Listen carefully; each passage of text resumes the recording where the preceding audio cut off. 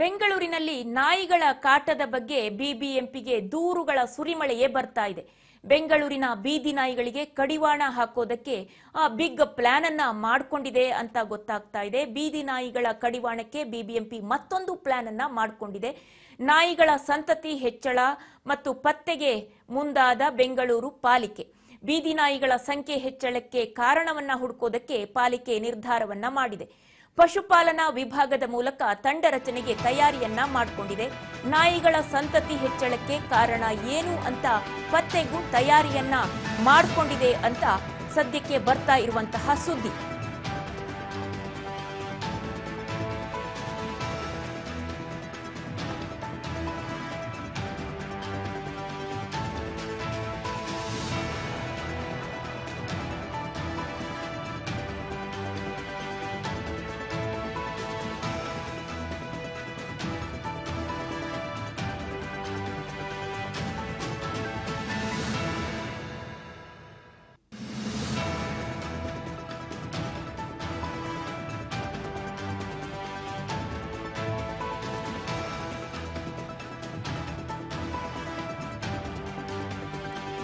ಬೀದಿ ನಾಯಿಗಳ ಏನು ಕಾಟ ಹೆಚ್ಚಾಗಿದೆ ನಗರದಲ್ಲಿ, ಅದು ಬೆಂಗಳೂರು ಅಂತ ಮಾತ್ರನೇ ಅಲ್ಲ, ಹಲವಾರು ಕಡೆಯಲ್ಲಿ ಬೀದಿ ನಾಯಿಗಳ ಕಾಟ ಹೆಚ್ಚಾಗ್ತಾ ಇದೆ. ಇತ್ತೀಚೆಗೆ ಬೆಂಗಳೂರು ನಗರದಲ್ಲಂತೂ ಅತಿಯಾಗಿ ಕಾಡ್ತಾ ಇರುವಂತದ್ದು. ಯಾವೊಂದು ಸ್ಟ್ರೀಟ್ ಅಲ್ಲೂ ಕೂಡ ಹೋಗೋದಕ್ಕೆ ಸಾಧ್ಯ ಆಗೋದಿಲ್ಲ. ಬೀದಿ ನಾಯಿಗಳು ದಂಡಾಗಿ ಬಂದು ಮೈ ಮೇಲೆ ಎರಗತ್ವೆ. ಚಿಕ್ಕ ಮಕ್ಕಳು ಓಡಾಡೋದಕ್ಕೂ ಕೂಡ ಸಾಧ್ಯ ಆಗದಂತಹ ಪರಿಸ್ಥಿತಿ ನಿರ್ಮಾಣ ಆಗುತ್ತೆ. ಬೀದಿ ನಾಯಿಗಳು ಬಂದು ಮುಗಿ ಬೀಳುತ್ತೆ ಮೈ ಮೇಲೆ. ಚಿಕ್ಕ ಮಕ್ಕಳು ಒಬ್ಬರೇ ಏಕಾಂಗಿಯಾಗಿ ಸಿಕ್ಕಿದ್ರಂತೂ ಮುಗ್ದೇ ಹೋಯ್ತು, ಅವರನ್ನ ಅಟ್ಸ್ಕೊಂಡ್ ಬಂದು ಕಚ್ಚಿಯೇ ಬಿಡುತ್ತೆ. ಆ ರೀತಿಯಾಗಿ ಇರುವಂತದ್ದು. ಇದೀಗ ಬೀದಿ ನಾಯಿಗೆ ಕಡಿವಾಣ ಹಾಕೋದಕ್ಕೆ ಬಿಬಿಎಂಪಿ ಪ್ಲಾನ್ ಅನ್ನ ಮಾಡಿಕೊಂಡಿದೆ ಅಂತ ಹೇಳಿ ಗೊತ್ತಾಗ್ತಾ ಇದೆ. ನಿಜಕ್ಕೂ ಕೂಡ ನಮ್ಮ ಸರ್ಕಾರ ಮತ್ತು ಬಿಬಿಎಂಪಿ ಯಾವ ರೀತಿಯಲ್ಲಿ ಪ್ಲಾನ್ ಅನ್ನ ಮಾಡ್ಕೊಳ್ಳುತ್ತೆ, ಏನ್ ಮಾಡುತ್ತೆ ಗೊತ್ತಾಗೋದಿಲ್ಲ. ಮತ್ತೊಂದು ಪ್ಲಾನ್ ಅಂತೆ ಈಗ ಬೀದಿ ನಾಯಿಗಳಿಗಾಗಿ. ಯಾಕೆ ಮತ್ತೊಂದು ಪ್ಲಾನ್ ಅಂತ ಹೇಳ್ತಾ ಇದ್ದೀನಿ ಅಂತ ತಮಗೂ ಕೂಡ ಅರ್ಥ ಆಗಿರಬಹುದು. ಯಾಕೆಂದ್ರೆ ನಮ್ಮ ಬಿಬಿಎಂಪಿದು ನಾಯಿ ಪಾಡಾಗಿ ಹೋಗಿದೆ. ನಾಯಿಗಳ ಸಂತತಿ ಹೆಚ್ಚಳ ಮತ್ತು ಪತ್ತೆಗೆ ಮುಂದಾಗಿದೆ ಬೆಂಗಳೂರು ಪಾಲಿಕೆ ಅನ್ನೋದು ಗೊತ್ತಾಗ್ತಾ ಇದೆ. ನಾಯಿಗಳ ಸಂತತಿ ಯಾಕಿಷ್ಟು ಹೆಚ್ಚಾಗಿದೆ ಅಂತ ಹೇಳಿ ಮತ್ತು ಪತ್ತೆ ಹಚ್ಚೋದಕ್ಕೆ ಯಾಕೆ ಅಂತ ಹೇಳಿ ಅದಕ್ಕೆ ಮುಂದಾಗಿದೆಯಂತೆ. ಅದಕ್ಕೆ ಕಡಿವಾಣ ಹಾಕೋದಕ್ಕೂ ಕೂಡ ಪಾಲಿಕೆ ನಿರ್ಧಾರ ಮಾಡಿದೆಯಂತೆ.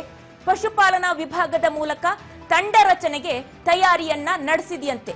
ನಾಯಿಗಳ ಸಂತತಿ ಹೆಚ್ಚಳಕ್ಕೆ ಕಾರಣ ಏನು ಅಂತ ಹೇಳಿ ಪತ್ತೆ ಹಚ್ಚುತ್ತಂತೆ ಬಿಬಿಎಂಪಿ. ಅದಕ್ಕಾಗಿ ಸಪರೇಟ್ ತಂಡವನ್ನ ಕೂಡ ರಚನೆ ಮಾಡುತ್ತಂತೆ.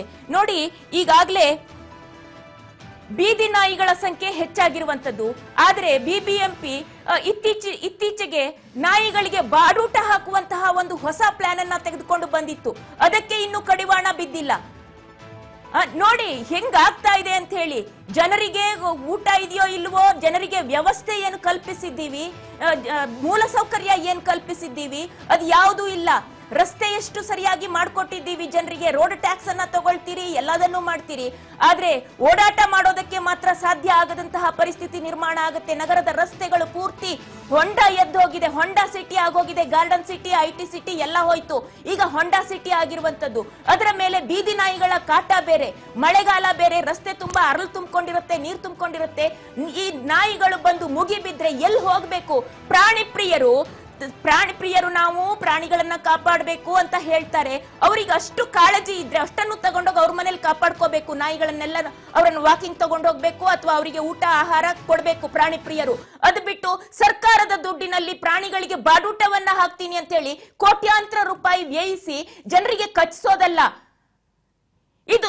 ನಿಜವಾಗ್ಲೂ ಹೇಳ್ತೀನಿ, ಬೀದಿ ನಾಯಿಗಳಿಗೆ ಬಾಡೂಟವನ್ನ ಕೊಡುವಂತಹ ಯೋಜನೆ ಇದೆಯಲ್ಲ ಬಿಬಿಎಂಪಿಯದ್ದು, ಅದು ನಿಜಕ್ಕೂ ಕೂಡ ನಾಯಿ ಪಾಡಾಗುವಂತಹ ಪರಿಸ್ಥಿತಿ, ನಾಯಿ ಪಾಡಿಗೆ ತಮ್ಮನ್ನ ತಾವು ತಂದುಕೊಳ್ಳುವಂತಹ ಪರಿಸ್ಥಿತಿ. ಜನರ ದುಡ್ಡನ್ನಷ್ಟು ನುಂಗಿ ನೀರು ಕುಡಿಯೋದಕ್ಕೆ ಯಾವೆಲ್ಲ ಯೋಜನೆಗಳ ಬೇಕಲ್ಲ, ಆ ಎಲ್ಲ ಯೋಜನೆಗಳನ್ನ ನೀವು ಮಾಡ್ಕೊಳ್ತೀರಿ. ಒಂದ್ ಕಡೆಯಿಂದ ಬೀದಿ ನಾಯಿಗಳಿಗೆ ಬಾಡೂಟವನ್ನ ಹಾಕೊಂಡು ಬರುವಂತದ್ದು. ಒಂದೊಂದು ನಾಯಿಗೆ ಇಂತಿಷ್ಟು ರೂಪಾಯಿ ಖರ್ಚಾಗುತ್ತೆ, ಇಂತಿಷ್ಟು ಮಟನ್ ಊಟ ಕೊಡ್ಬೇಕು, ಆ ಊಟ ಕೊಡ್ಬೇಕು, ಈ ಊಟ ಕೊಡ್ಬೇಕಂತ ಹೇಳಿ. ಇತ್ತ ಕಡೆಯಿಂದ ಎಲ್ಲ ಪಾಪದ ಮಕ್ಕಳನ್ನ ಜನರನ್ನ, ವಯಸ್ಸಾದವರನ್ನ, ರಸ್ತೆಯಲ್ಲಿ ಓಡಾಡೋರ್ನಷ್ಟು ಜನರನ್ನು ಅದು ಕಚ್ಕೊಂಡು ಬರ್ತಾ ಇರುವಂತದ್ದು. ನಂತರದಲ್ಲಿ ಅದಕ್ಕೆ ಸಂತಾನಹರಣ ಮಾಡಿಸ್ತೀವಿ, ಅದರ ಗಣತಿ ಮಾಡ್ತೀವಿ, ನಾಯಿ ಗಣತಿ ಮಾಡ್ತೀವಿ ಅಂತ ಹೇಳಿ ಅದಕ್ಕೆ ಬೇರೆ ದುಡ್ಡನ್ನ ಸುರಿಯುವಂತದ್ದು. ಏನ್ ಮಾಡೋದಕ್ಕೆ ಹೊರಟಿದ್ದೀರಿ ನೀವು? ನಿಜಕ್ಕೂ ಉತ್ತರ ಕೊಡ್ಬೇಕು, ಬಿಬಿಎಂಪಿ ಉತ್ತರ ಕೊಡ್ಬೇಕು, ಸರ್ಕಾರ ಉತ್ತರ ಕೊಡ್ಬೇಕು. ಇದಕ್ಕೆ ಏನ್ ಮಾಡೋದಕ್ಕೆ ಹೊರಟಿದ್ದೀರಿ ನೀವು? ನಾಯಿಗಳಿಗೆ ರಸ್ತೆ ಮೇಲೆ ಓಡಾಡುವಂತಹ ಬೀದಿ ನಾಯಿಗಳಿಗೆ ಬಾಡೂಟವನ್ನ ಕೊಟ್ರೆ ಅದು ರುಚಿ ಹತ್ತಿದಂತಹ ನಾಯಿ ಮತ್ತೆ ಅದೇ ಬೀದಿಯಲ್ಲಿ ಏನ್ ಕಂಡ್ರು ಆಕ್ರಮಣ ಮಾಡ್ಕೊಂಡು ಬರುತ್ತೆ. ನೋಡಿ, ಅಲ್ಲಿ ರಸ್ತೆಯಲ್ಲಿ ಒಂದು ವಿಜುವಲ್ ಕಾಣಿಸ್ತಾ ಇದೆ ನಿಮ್ಗೆ. ರಸ್ತೆಯಲ್ಲಿ ನಾಯಿಗಳು ಹೇಗೆ ನಿಂತಿವೆ ನೋಡಿ. ಅಲ್ಲಿ ಓಡಾಡೋದಕ್ಕೆ ಯಾರಾದ್ರೂ ಸಾಧ್ಯನಾ? ಜನರು ಓಡಾಡುವಂತದ್ದಲ್ಲ ಸ್ವಾಮಿ. ನಿಮ್ಗೆ ಅನುಭವಕ್ಕೆ ಬಂದೇ ಬಂದಿರತ್ತೆ. ನೀವು ಸ್ಕೂಟರ್ ಅಲ್ಲೇ ಹೋಗಿ ಅಥವಾ ಕಾರಲ್ಲೇ ಹೋಗಿ ಒಮ್ಮೊಮ್ಮೆ ಅಟ್ಟಿಸ್ಕೊಂಡು ಬರುತ್ತೆ. ನೀವು ವಿಂಡೋ ಏನಾದ್ರೂ ತೆಗೆದಿದ್ರೆ ಆ ವಿಂಡೋವನ್ನ ಸಡನ್ ಆಗಿ ನೀವು ಏರಿಸ್ತೀರಿ, ಆ ರೀತಿ ಇರುತ್ತೆ. ಓಡಿ ಬರುತ್ತೆ ನಾಯಿಗಳು ಹಿಂದ್ಗಡೆಯಿಂದ, ಅಟ್ಟಿಸ್ಕೊಂಡ್ ಬರುತ್ತೆ, ಕಿಲೋಮೀಟರ್ ಗಟ್ಟಲೆ ಅಟ್ಸ್ಕೊಂಡ್ ಬರುತ್ತೆ, ದಂಡಾಗಿ ಅಟ್ಸ್ಕೊಂಡ್ ಬರುತ್ತೆ. ಒಂದ್ ಕಡೆಯಿಂದ ಊಟ ಕೊಟ್ಬಿಟ್ಟು ಅವುಗಳ ಸಂತತಿಯನ್ನ ಜಾಸ್ತಿ ಮಾಡಿ, ಇನ್ನೊಂದ್ ಕಡೆಯಿಂದ ಅದಕ್ಕೆ ಮತ್ತೆ ಒಂದು ತಂಡವನ್ನ ರಚನೆ ಮಾಡ್ತೀವಿ. ಅದರ ಸಂತತಿ ಯಾಕೆ ಜಾಸ್ತಿ ಆಗಿದೆ ಅಂತ ನೋಡ್ತೀವಿ, ಗಣತಿ ಮಾಡ್ತೀವಿ, ಸಂತತಿ ಹೆಚ್ಚಳಕ್ಕೆ ಕಾರಣ ಏನು ಅಂತ ಹೇಳಿ ಪತ್ತೆ ಹಚ್ತೀವಿ, ಅದಕ್ಕೆ ತಯಾರಿ ಮಾಡ್ಕೊಳ್ತಾ ಇದ್ದೀವಿ. ಏನ್ ತಯಾರಿ ಮಾಡ್ಕೊಳ್ತಾ ಇದ್ದೀರಿ? ಜನರ ದುಡ್ಡನ್ನ ನುಂಗಿ ನೀರು ಕುಡಿಯೋದು ಹೇಗೆ ಅಂತ ಹೇಳಿ ಅದಕ್ಕೆ ಯೋಜನೆಗಳಿಗೆ ಮಾಡ್ಕೊಳ್ಳೋದಕ್ಕೆ ತಯಾರಿ ಮಾಡ್ತಾ ಇರ್ತೀರ, ಅಷ್ಟೇ ಬಿಟ್ರೆ ಬೇರೆ ಏನೂ ಇಲ್ಲ. ನಿಜಕ್ಕೂ ಕೂಡ ಜನರ ಪಾಡನ್ನು ಕೂಡ ನಾಯಿ ಪಾಡ್ ಮಾಡಿಟ್ಟಿದ್ದೀರಿ. ನೋಡಿ, ಅಲ್ಲಿ ವಿಜುವಲ್ ದೃಶ್ಯಾವಳಿಗಳಲ್ಲಿ ಕಾಣಿಸ್ತಾ ಇದೆ ನಿಮ್ಮ ಟಿವಿ ಸ್ಕ್ರೀನ್ ಮೇಲೆ. ನೋಡಿ, ಅಲ್ಲಿ ನಾಯಿಗಳು ಹೇಗೆ ಬಂದಲ್ಲಿ ಮಲಗಿದೆ, ಹೇಗೆ ನಿಂತು ಕೂತಿದೆ ಅಂತ ಹೇಳಿ. ಆ ರಸ್ತೆನಲ್ಲಿ ಯಾರಾದ್ರೂ ಓಡಾಡೋದಕ್ಕೆ ಸಾಧ್ಯನಾ? ಅವುಗಳಿಗೆ ಬಾಡೂಟವನ್ನ ಕೊಟ್ಟಂತಹ ನಾಯಿ ಮತ್ತೆ ಹಸುವಾದ ತಕ್ಷಣ ಮತ್ತೆ ಮೈ ಮೇಲೆ ಎಗರುತ್ತೆ. ಶಾಲೆ ಕಾಲೇಜಿಗೆ ಹೋಗುವಂತಹ ಮಕ್ಕಳು ಓಡಾಡೋದಕ್ಕೆ ಸಾಧ್ಯನಾ? ಪ್ರೈಮರಿ ಸ್ಕೂಲ್ಗಳಿಗೆ ಹೋಗುವಂತಹ ಮಕ್ಕಳು ಆ ರಸ್ತೆಯಲ್ಲಿ ಹೋಗೋದಕ್ಕೆ ಸಾಧ್ಯ? ನೋಡಿ ಹೇಗೆ ಬರ್ತಾ ಇದೆ ದಂಡಾಗಿ.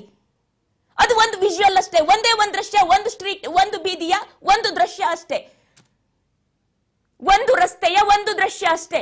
ಪ್ರತಿಯೊಂದು ರಸ್ತೆಯಲ್ಲೂ ಇದೇ ರೀತಿಯಾಗಿ 10-20 ನಾಯಿಗಳ ತಂಡವೇ ಬೀಡ್ಬಿಟ್ಟಿರುತ್ತೆ. ನೋಡಿ ಬೀದಿ ನಾಯಿ ಹೆಂಗ್ ಓಡ್ತಾ ಇದೆ ಅಂತ ಹೇಳಿ. ಎಷ್ಟು ಕೊಬ್ಬಿದೆ ನೋಡಿ ನಿಮ್ಮ ಬಾಡೂಟವನ್ನ ತಿಂದು. ಜನರ ಪಾಡನ್ನ ಸರ್ಕಾರ ಕೇಳಿಸ್ಕೊಳ್ಬೇಕು. ಸಂಬಂಧಪಟ್ಟ ಇಲಾಖೆಗಳು ಏನಿದೆ ಅಥವಾ ಸಚಿವರುಗಳು ಏನಿದ್ದೀರಿ, ಬಿಬಿಎಂಪಿ ಏನಿದ್ದೀರಿ, ಕೇಳಿಸ್ಕೊಳ್ಳಿ ದಯವಿಟ್ಟು. ಜನರ ಪಾಡನ್ನ ನಾಯಿ ಪಾಡ್ ಮಾಡಬೇಡಿ.